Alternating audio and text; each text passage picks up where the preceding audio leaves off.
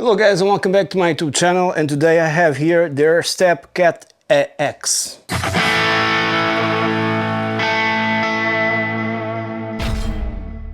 So this new one can control the Katana Gen 3, finally.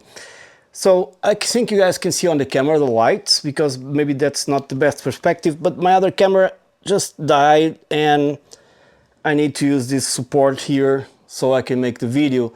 Okay, so right now it's everything blue, and basically the basic functions right now is just controlling the different channels. And I also have my GAFC connected.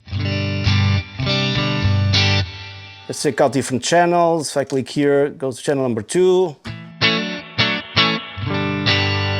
I think this is the tone I use for John Mayer. All right, now let's see if it doesn't fall. Channel number 3. And channel number 4. Now if you click one of these, any of these buttons here, you will go for bank B, so you have all the other channels, but I think I have lots of distortion here. Yeah, so I'm just gonna double click again, double click, not long press, and I'm going to bank A again, okay? So let's go for the first one. It's not the best thing to put the Airstep, but I think we'll do for the video. Now the really cool thing about this is the things you can control.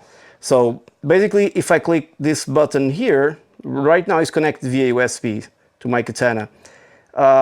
It will turn green, okay? So right now I'm controlling the effects that are designed or assigned to that patch. So first one will be a booster. So I just engage my boost.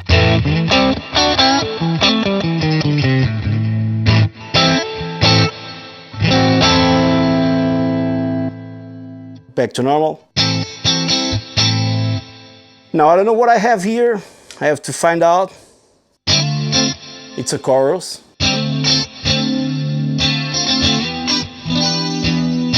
Sorry for the angle of the camera, guys, but it's the way it is. Alright, I'm gonna disengage this and hope this doesn't fall. And now I have here, what I have here, I don't know. Some flanger or phaser, probably a flanger. And now here you have the delay. I just click once to engage it. Now, if I want to disengage the delay, I have to long press for a very simple reason.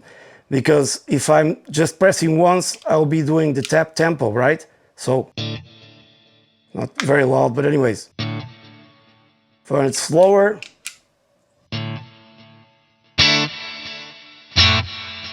that's why you need a long press to deactivate it, or else you're dealing with the tap tempo.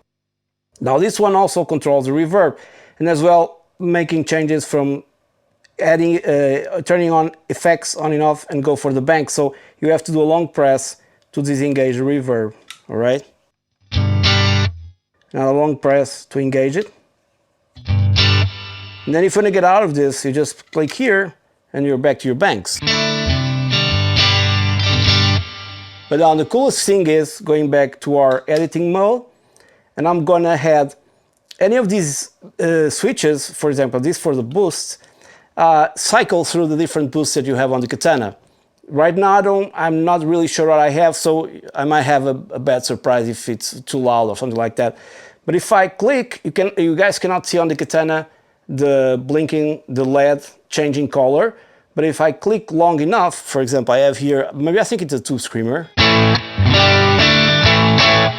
But if I press long, it will change for the next one. I don't know if it's a distortion or not, and I even myself cannot see very well where the light is. If I press again, it goes for the next distortion that I have there. So you can cycle through the 3 modes for every parameter you have, like distortion, modulation, effects, stuff like that. This is for everything. Let's go back to our number 1, the original Toushscreen. Now let's go back, let's turn on this one and disengage the distortion so you can hear it more properly.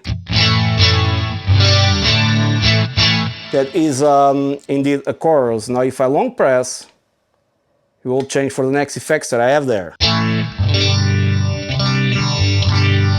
probably a phaser. If I long press again, it will change again. Now I can see if it's phaser or flanger or anything. If I go again, it goes back to the first one, which is the chorus. I wish I could be filming this with another camera, but my other camera is not working at all right now. So disengage it. Now we have here, I can recall what we had here, but I also think some phaser as well. Or I don't know. See, if I long press, I'm going to toggle through the effects that are there.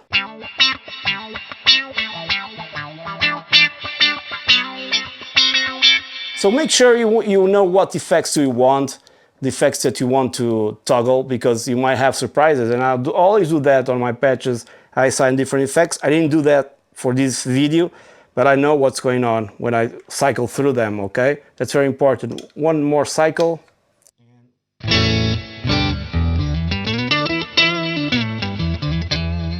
We have an octave.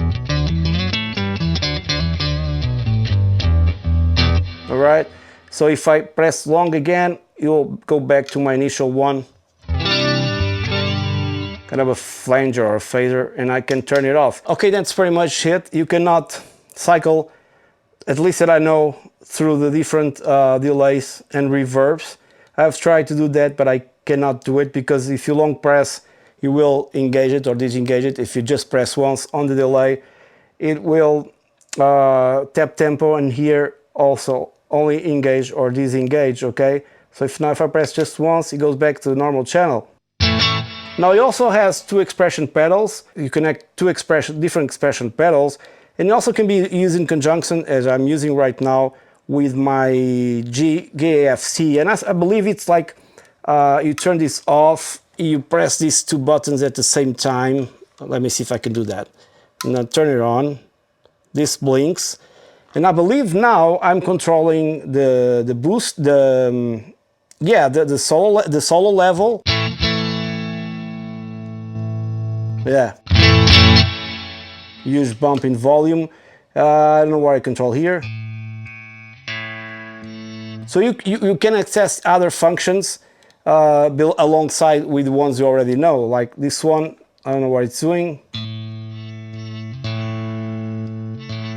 Maybe a compressor or something. So you add different effects, or you can engage different effects. So it's pretty cool that you can do that using both the GAFC and the Airstep Cat AX.